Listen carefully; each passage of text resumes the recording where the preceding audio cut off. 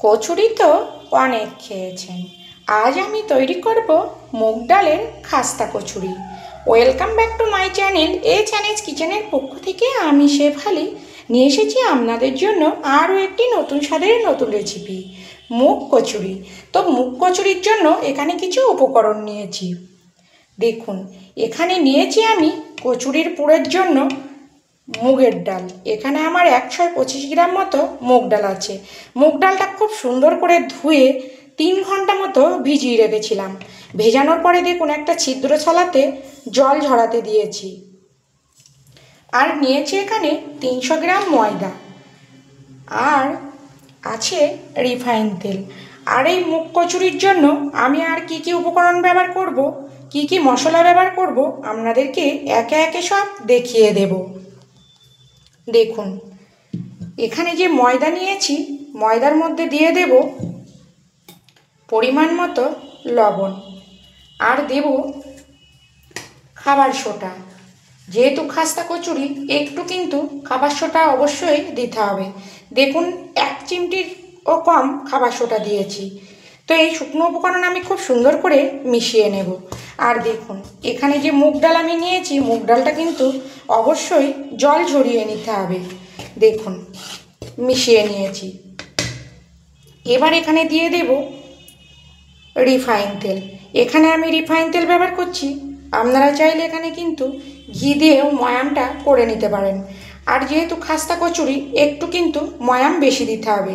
তো আমি এটা ময়াম করে নিয়ে ফিরে আসছি। দেখুন, 10 মিনিট ধরে আমি কিন্তু ময়াম করে নিয়েছি। আর ময়ামটা কিন্তু অবশ্যই এইভাবে হাতে একটু এরকম চাপ দিয়ে দিয়ে ময়াম করতে হবে। যত সুন্দর ময়াম হবে তত কিন্তু কচুরি খাস্তা হবে। এবার দেখুন, এখানে আমি দিয়ে দেব অল্প অল্প করে জল। একসঙ্গে কিন্তু কোনো মতেই জল দেবেন না, তাহলে কিন্তু ডোটা নরম হয়ে যাবে।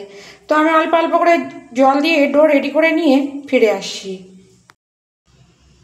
দেখুন, অল্প অল্প করে জল দিয়ে আমি কিন্তু ময়দা মেখে রেডি করে নিয়েছি। আর দেখুন, না খুব শক্ত আর না খুব নরম।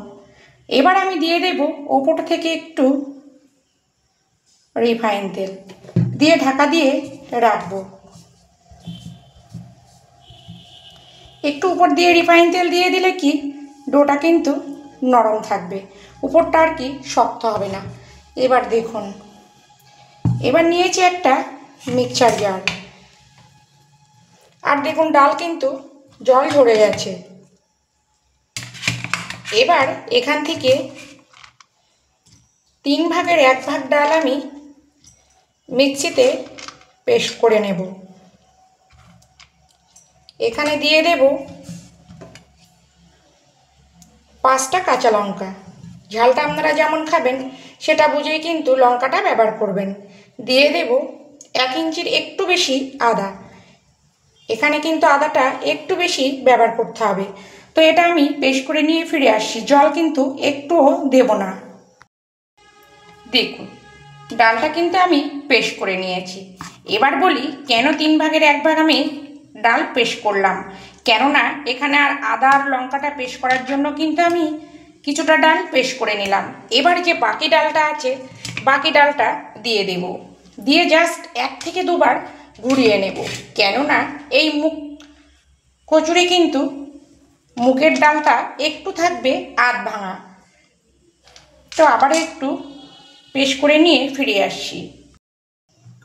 দেখুন কেমন রেখেছি, আপনাদের একটু হাত দিয়ে দেখিয়ে দেই। দেখুন, একটু কিন্তু ডালগুলো গোটা গোটা আছে। আবারও বলছি, একদম পুরো পেস্ট হলে কিন্তু এই মুগ কচুরি খেতে একদমই ভালো লাগবে না। দেখুন, দেখেই বুঝে নিন। এবার এটা একটি পাত্রে উঠিয়ে নেব। দেখুন, মুগ কচুরির জন্য যে পুর রেডি করব, গ্যাসে কড়া বসিয়ে কড়া গরম করে নিয়েছি। এবার এখানে দিয়ে দেব পরিমাণ মতো রিফাইন তেল। খুব বেশি কিন্তু এখানে তেল ব্যবহার করব না, তেলটা একটু গরম হতে দেব। দেখুন, তেল কিন্তু গরম হয়ে গেছে। এবার আমি এখানে দেব ফোড়ন। সেটা হলো দেব হিং ফোড়ন। দেখুন, হিং ফোড়ন দিলে কিন্তু যে মুগ ডালের কচুরি করছি সেই কচুরি খেলে কিন্তু গ্যাস হবে না। তো দেখুন এখানে দিয়ে দেব 1 থেকে 2 চিমটি মতো হিং। খুব বেশি কিন্তু হিং দেওয়া যাবে না, তাহলে কিন্তু আবার তেতো ভাব চলে আসবে। এবার দেখুন এখানে যে ডাল পেস্ট করে রেখেছি ডালটা দিয়ে দেব, আর করব কিন্তু মিডিয়াম ফ্লেমে।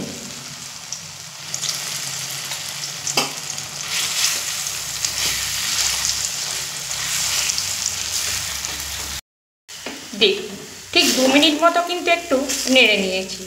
আর এখানে এবার দিয়ে দেব 1 চামচের 3 ভাগের 1 ভাগ জিরের গুঁড়ো আর ধনের গুঁড়ো, আর দেব কালারের জন্য অল্প একটু হলুদ। এটা কিন্তু অপশনাল, হলুদ না দিলেও কিন্তু কোনো অসুবিধা নেই। আর দিয়ে দেব পরিমাণ মতো লবণ। এইগুলো কিন্তু ঠিকঠাক না হলে এই মুগ কচুরি খেতে টেস্ট হবে না। দিয়ে দেব স্বাদটা বাড়ানোর জন্য চিনি। এখানে একটু চিনিটা আমি বেশি দিয়েছি। দিয়ে আবারও খুব সুন্দর করে মিশিয়ে নেব। দেখুন আমি 7 থেকে 8 মিনিট মতো মিডিয়াম ফ্লেমে কষিয়ে নিয়েছি। আর দেখুন পুরটা কিন্তু ঠিক এরকম হবে। প্রথম কিন্তু কড়াইতে একটু জড়িয়ে যাবে, কিন্তু ভয় পাওয়ার কিছু নেই, আস্তে আস্তে কিন্তু তলা থেকে ছাড়িয়ে যাবে। আর এটা কিন্তু ঠান্ডা হলে আর একটু ঝরঝরে হবে, কিন্তু খুব কিন্তু ঝরঝরে হবে না। দেখুন এবার আমি একটি পাত্রে নামিয়ে নেব। তো আপনারা এখানে কিন্তু চাইলে একটু লেবু রসও দিতে পারেন। সেক্ষেত্রে কি এই মুগ কচুরিটা একটু টক টক মিষ্টি মিষ্টি ঝাল ঝাল খেতে হবে। তো আমি এখানে লেবুর রসটা আর ব্যবহার করলাম না। দেখুন এইভাবে নেড়ে নেড়েই কিন্তু একটু ঝুড়ো করে নিতে হবে।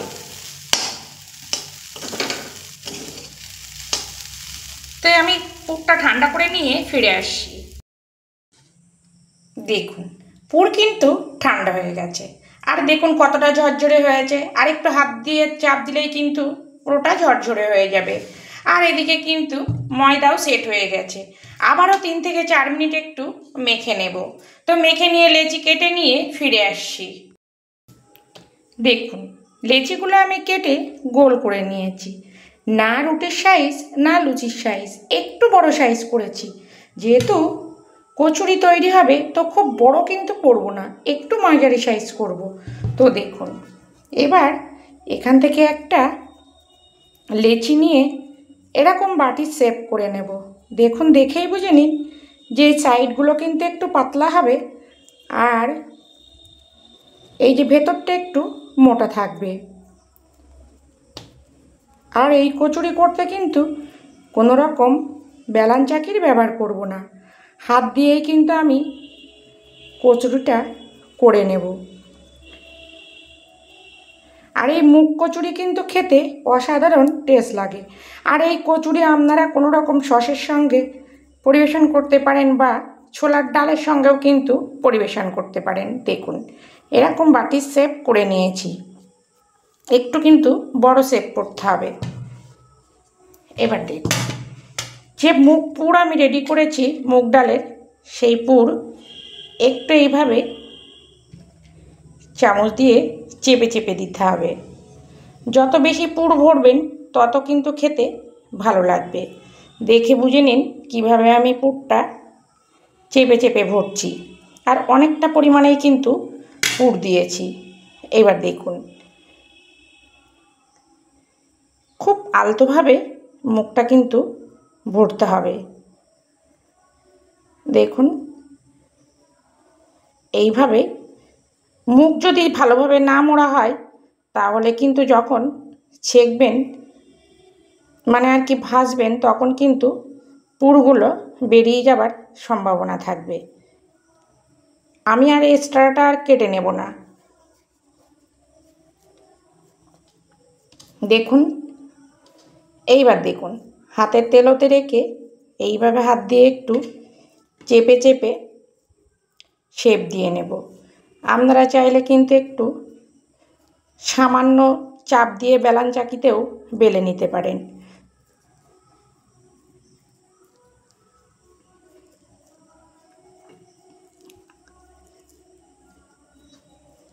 আর এই মুগ ডালের খাস্তা কচুরি এত সুন্দর খেতে হয়, আপনারা কিন্তু একবার না করে খেলে বুঝতে পারবেন না যে এই কচুরির স্বাদ এতটাই সুন্দর। দেখুন ঠিক এরকম সাইজ হবে। দেখুন পুর কিন্তু একটু বেরায়নি।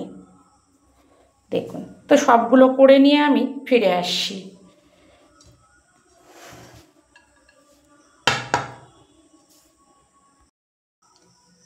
দেখুন একইভাবে আমি সব কচুরিগুলো কিন্তু পুর ভরে নিয়েছি। আর দেখতে দেখুন কত সুন্দর হয়েছে। আর অন্যদিকেও কিন্তু আমি তেল গরম বসিয়ে দিয়েছি। দেখুন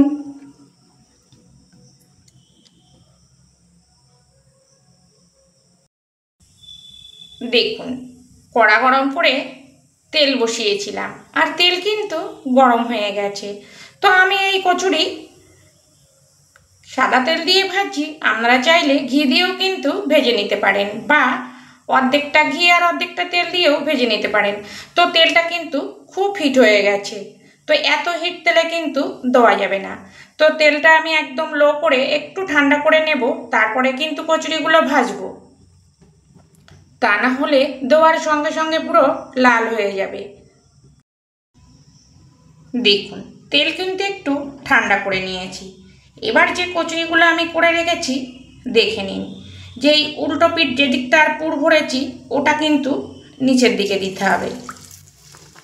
দেখুন প্রথমে আমি একটা করে ভাজবো, পরে কিন্তু দুটো তিনটে করে ভেজে নেব।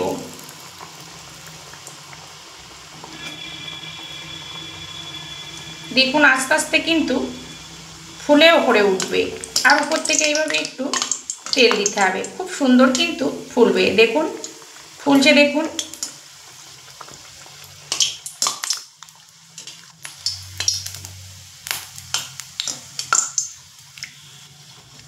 এইভাবে উল্টে পাল্টে লাল করে ভেজে নেব। কচুরিগুলো আমি কেমন আছে ভাজছি তেল দেখেই বুঝে নিন কেমন ভাজছি। হাই ফ্লেমে কিন্তু ভাজা যাবে না, আবার একদম লো ফ্লেমে ভাজা যাবে না। লো টু মিডিয়ামের একটু বেশি গরম তেলে কিন্তু ভাজছি। দেখুন আস্তে আস্তে কিন্তু লাল ভাব চলে এসছে। এবার গ্যাসের জোরটা একটু বাড়িয়ে দেব। দেখুন পুর কিন্তু একটুও বেরায়নি। তো এইভাবে যদি পুর ভরা যায় তো পুর কিন্তু একদমই বেরাবে না। আর গ্যাসের জোর কিন্তু আমি হাই করে দিয়েছি, কেননা যদি গ্যাসের জোর কমেতে তোলা হয় তাহলে কিন্তু এই মুগ কচুরিগুলো তেল ছোপ করবে। এইবার দেখুন, এবার আমি তুলে নেব। দেখুন দেখতে কত সুন্দর হয়েছে, খেতেও কিন্তু অসাধারণ হয়। তো আপনারা বাড়িতে একবার তৈরি না করলে কিন্তু বুঝতে পারবেন না এই মুগ কচুরির স্বাদ কতটা। আবারও গ্যাসের জোরটা একদম লোতে করে তেলের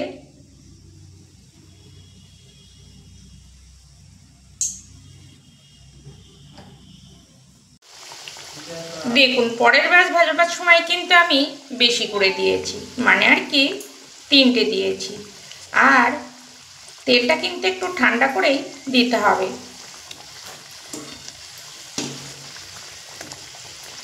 এইভাবে উল্টে পাল্টে লাল করে ভেজে নেব। দেখুন কত সুন্দর ফুলছে, আর গ্যাসের জোর কিন্তু আমি বাড়িয়ে দিয়েছি। তো আপনারা বাড়িতে একবার অবশ্যই তৈরি করুন এই মুগ কচুরি। একবার না করে খেলে কিন্তু বুঝতেই পারবেন না এর স্বাদ কতটা সুন্দর। তো দেখুন, আর আমি এই কচুরি পরিবেশন করব ছোলার ডালের সঙ্গে। আপনারা কিন্তু ছোলার ডাল বা যে কোনো শস্যের সঙ্গে পরিবেশন করতে পারেন। তো আমি আবার ফিরে আসবো নতুন কোনো রেসিপি নিয়ে। সবাই ভালো থাকবেন, সবাই সুস্থ থাকবেন।